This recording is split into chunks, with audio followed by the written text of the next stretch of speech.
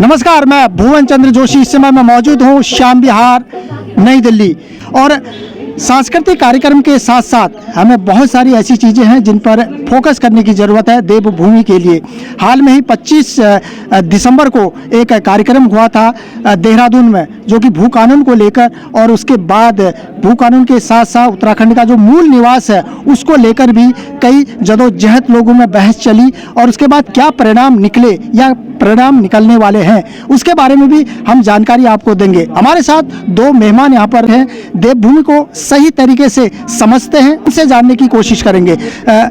रमेश भाई, आपका बहुत बहुत स्वागत है, और दिनेश कुमार जी, आपका भी बहुत बहुत स्वागत है। और हमारे साथ हैं अध्यक्ष हरदीप कंडारी जी। कंडारी जी, आपका भी बहुत बहुत स्वागत है। सबसे पहले रमेश भाई, आपसे जानने की कोशिश करेंगे कि आप देवभूमि में जाते हैं, उत्तराखंड में जाते हैं, और बहुत सारे स्कूलों में भी आपकी मैंने जो वीडियोज़ हैं वो देखी थी कि आप किस तरह से बच्चों को वहाँ मोटिवेट करते हैं कि बच्चों की कहीं ना कहीं लोग ये समझते हैं कि भाई यहाँ पर एजुकेशन तो बहुत अच्छी है, उसके बावजूद भी लोग वहाँ पर रुक नहीं रहे हैं, वहाँ पर लोगों का मन लगता नहीं है। उसका मूल कारण क्या मानते हैं आप? भुवन जी, धन्यवाद, आपने मुझे ये बात रखने का मौका दिया। सबसे पहले मैं ये बोलूँगा कि जो हमारे बच्चों के एस्पिरेशंस हैं वो काफ़ी हाई हैं, और उसके लिए जो प्रिपरेशन है वो बहुत कम है।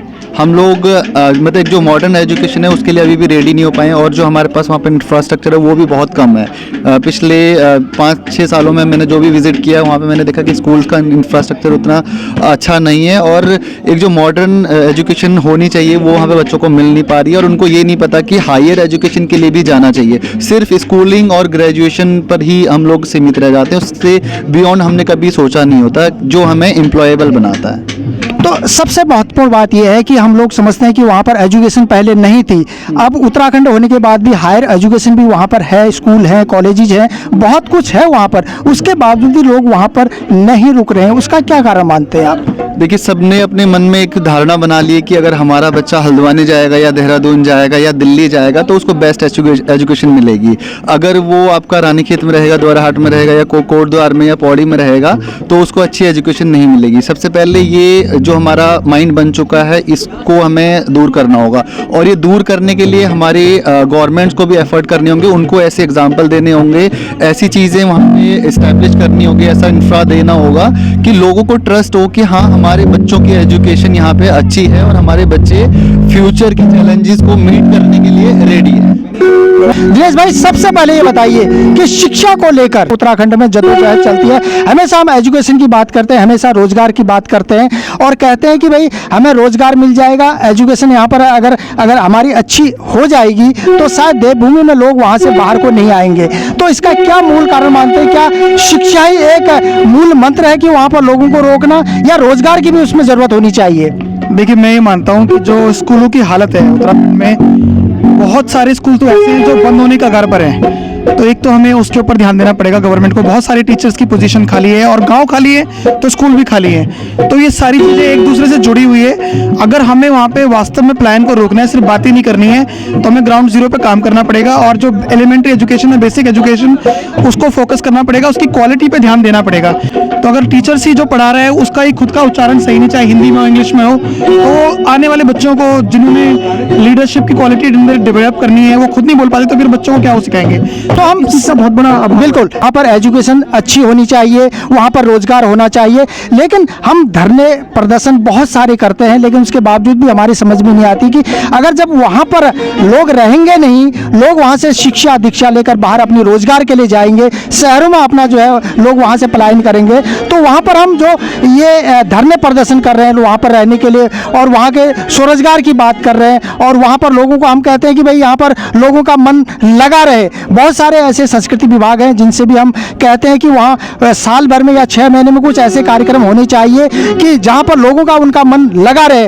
लोग शहरों की तरफ देखते हैं, शहरों में जिस तरह से व्हाट्सएप फेसबुक के माध्यम से लोग देखते हैं कि काश अगर हम शहरों में होते तो शायद ये प्रोग्राम देखते। तो अगर संस्कृति विभाग हो या हमारी सामाजिक संस्था हो तो वहाँ पर ऐसे कार्यक्रम कर दिए जाए ताकि लोगों का मन भी लगा रहे, लोग वहाँ पर अपनी खेती बाड़ी भी करते रहें और समय समय पर ऐसे कार्यक्रम देखते रहें। तो आपकी क्या राय है?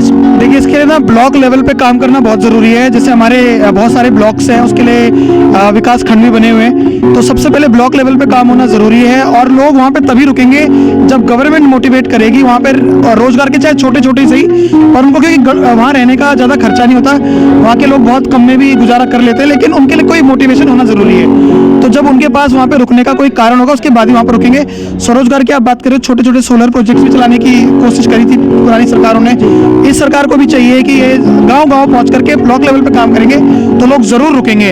और एजुकेशन में टेक्नोलॉजी बहुत बड़ा रोल प्ले करती है। जब टेक्नोलॉजी पहुंचेगी गांव-गांव तक तो लोगों का जो ये शहरों की तरफ जो झुकाव है वो थोड़ा सा कम होगा। बिल्कुल। तो ये टेक्नोलॉजी को वहाँ पहुँचाना बहुत ज़रूरी है, जिसके लिए बहुत सारे लोग काम भी कर रहे हैं, लेकिन जब तक उनको इंफ्रास्ट्रक्चर वो सपोर्ट गवर्नमेंट की तरफ से नहीं मिलेगा वो नहीं हो पाएंगे सक्सेसफुल। तो संस्कृति विभाग से भी आप क्या कहना चाहते हैं कि लोगों समय समय पर वहाँ पर कार्यक्रम होने चाहिए, जो कि दुर्गम जगह है, दुर्गम क्षेत्र है, तो उसमें क्या कहना है आपका? देखिए संस्कृति विभाग का इसमें सबसे बड़ा योगदान हो सकता है, क्योंकि उत्तराखंड या कोई भी पहाड़ी क्षेत्र हो वहाँ पर उनका जो मनोरंजन होता है ना, वो गाना बजाना, संस्कृति से जुड़े हुए पुराने गीत, हमारे पहाड़ी गीत होते हैं जो उनको मोटिवेट भी करते हैं वहाँ रुकने के लिए। तो संस्कृति विभाग अगर उस चीज़ में काम कर पाएगी, लोगों को रोक पाएगी, तो ये पलायन की समस्या हद तक कम की जा सकती है और धीरे धीरे लोगों का झुकाव बढ़ेगा। जैसे कोविड में लोग अपने गाँव की तरफ भागे थे, तो अब लोगों को समझ में आ गया है कि हम पहाड़ों से कट नहीं सकते, हमें एक न एक दिन वहाँ पर जाना है। तो अब उनका झुकाव हो रहा है, लेकिन अगर हमारा संस्कृति मंत्रालय और दूसरे मंत्रालय साथ में मिलकर काम करेंगे तो इस काम को रफ्तार दी जा सकती है। बिल्कुल, बहुत बहुत धन्यवाद आपका।